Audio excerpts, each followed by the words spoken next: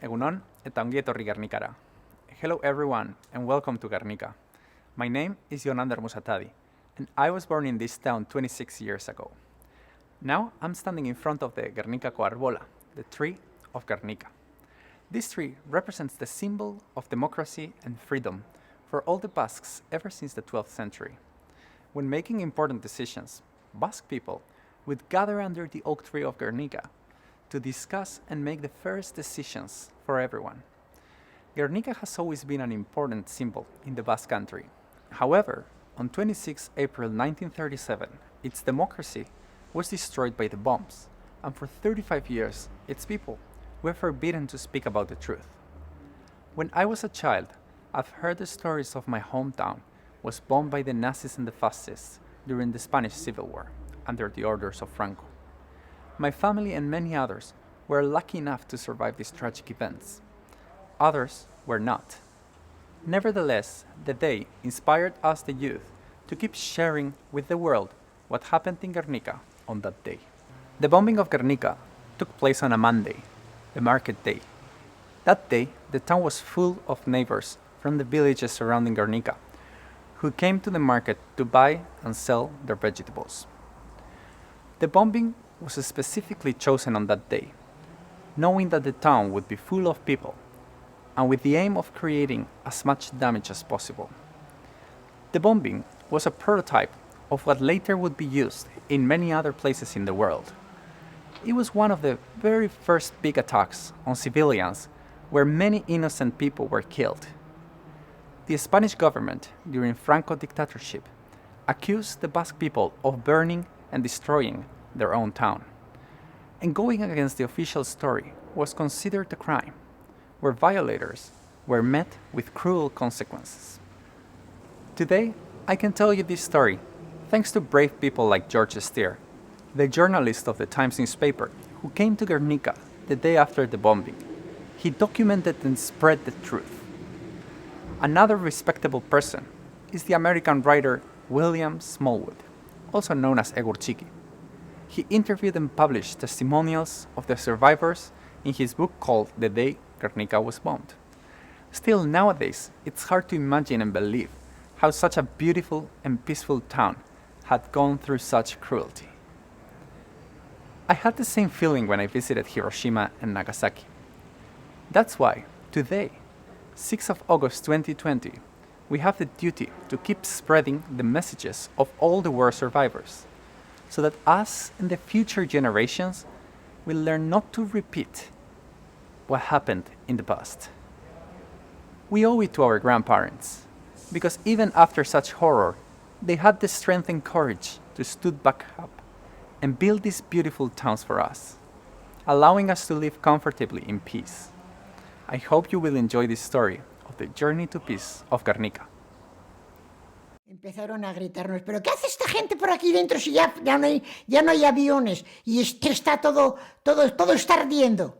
Y salimos fuera y efectivamente la casa, debajo de la que estábamos, el tejado estaba en llamas. Y lo primero que hicimos fue mirar a nuestra casa, porque imagínate que tú sales de aquí y tu casa está allí, la has dejado allí, y cuando sales no ves nada, un montón de escombros.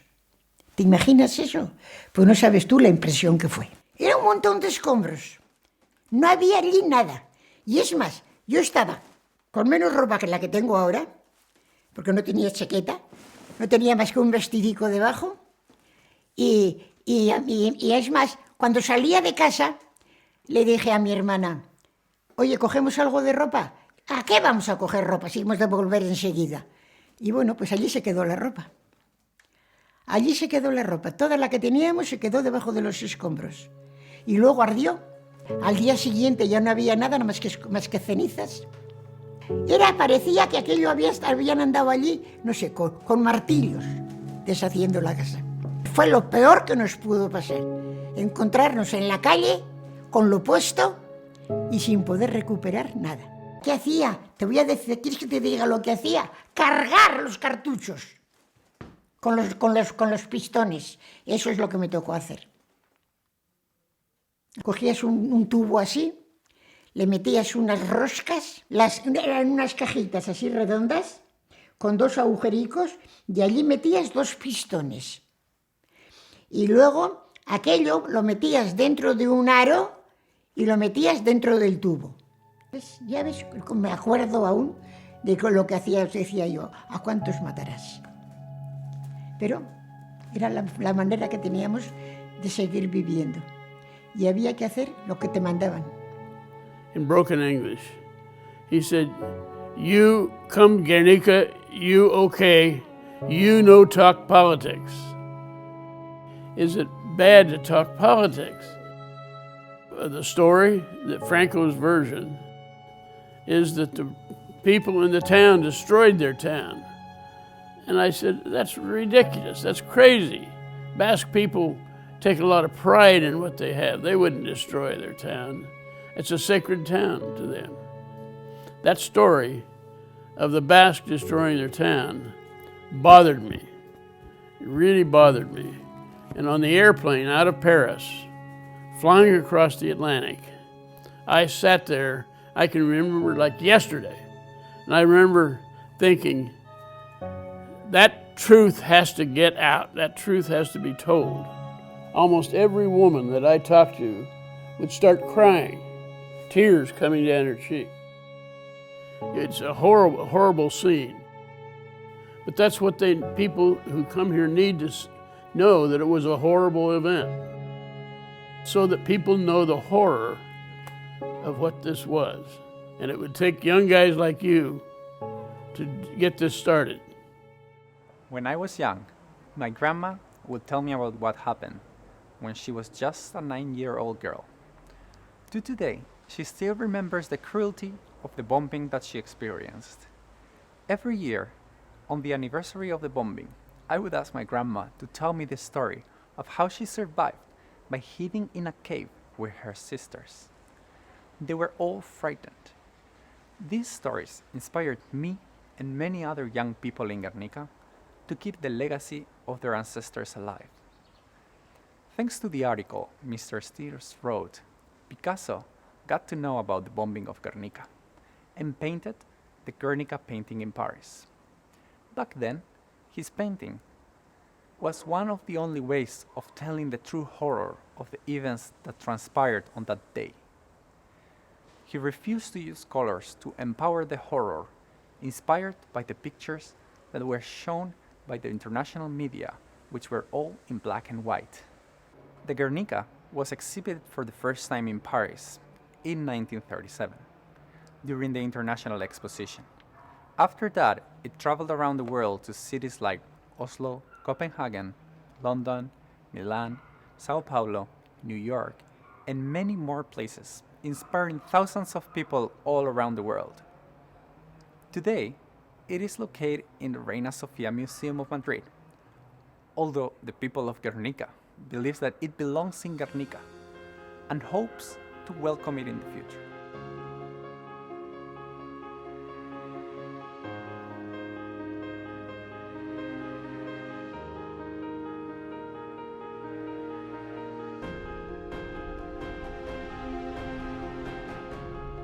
Thousands of tourists from all around the world would come to visit us and learn what happened during the bombing. We welcome them, gladly explaining and sharing our history and culture. The first time I traveled to Hiroshima, I heard about the initiative of Kids Gernika. Kids Gernika is an international peace initiative inspired by the Gernika painting. Kids around the world would create and exchange arts the size of the Gernika canvas. The arts would be based on inspirational peace stories, such as that of Gernika, and messages they want to tell the world. Last year, 2019, together with the NPO Heart of Peace Hiroshima, the Nagisa Elementary School students painted their Kids Gernika. The painting was later exhibited for a year in the Gernika Peace Museum. After my first trip to Hiroshima in 2015, I myself have also become inspired in the same way to create similar projects to connect Hiroshima and Gernika through peace. I decided to organize the Origamiak project, which involved the children of Gernika making and giving Senbatsuru to Hiroshima. The people of both Gernika and Hiroshima are deeply connected with peace, and they have the duty of sharing their message and learning and inspiring others to help make our world a better place. And it's in our hands, the young people, to keep the legacy of our grandparents alive, so that our children and their children may remember and learn from the important lessons of days such as today. After the bombing, many citizens in Gernika worked hard to build this beautiful town. Nowadays, Gernika and the Basque Country are well known for its fine gastronomy and art, such as hosting museums such as the Guggenheim, and having the world's second largest number of Michelin-star restaurants per square kilometer after Japan. The spirit of community of the Basque people gave us Mondragon, the largest workers' cooperative in the world. Its motto, humanity at work. With time, Gernika and the Basque Country have become a beautiful and strong place through the hopes and perseverance and cooperating efforts of the people.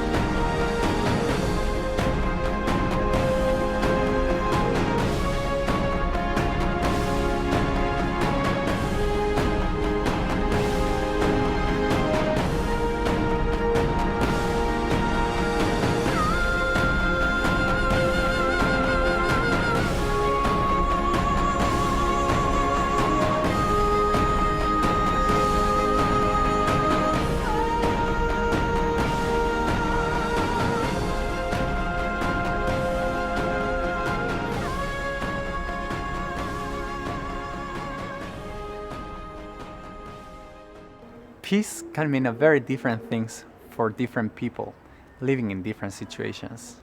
In a city with armed conflicts, peace can mean a day without the sound of gunshots or losing loved ones. In a city where poverty is abundant, peace can mean having food on the table. And in the heart of a child, peace can mean knowing that his mother loves him and will always be there for him. Now that you have witnessed the version of Peace of Gernika, I invite you to go on a journey and discover your own version of peace and share your story with the world. Eskerrik asko bihotz-bihotzez gaur gurekin egotegatik, eta Hiroshima eta Nagasaki 75. urteurrenean egun polit eta esanguratsu bat pasatu deizuela. Thank you very much from the bottom of our hearts. We wish you a meaningful 75th anniversary in Hiroshima and Nagasaki. Take care and stay safe.